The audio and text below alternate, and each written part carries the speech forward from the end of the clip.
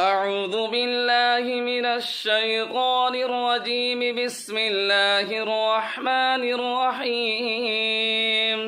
والسماء ذات البروج واليوم الموعود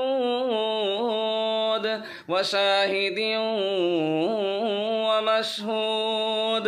قتل أصحاب الأخدود النار ذات الوقود إذ هم عليها قعود وهم على ما يفعلون بالمؤمنين شهود. وما نقموا منهم إلا